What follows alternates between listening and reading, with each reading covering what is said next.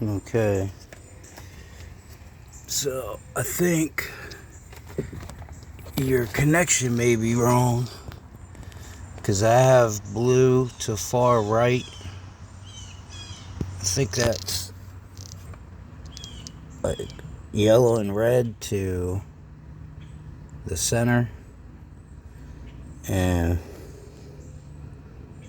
green and white to the far left. Mine works, but in the 0506 I still don't get a speed signal at the cluster. My speedometer doesn't work, but the ECU is seeing speed, so I gotta figure that out myself. But the car starts and runs, so I think your connection may be, your wiring may be wrong.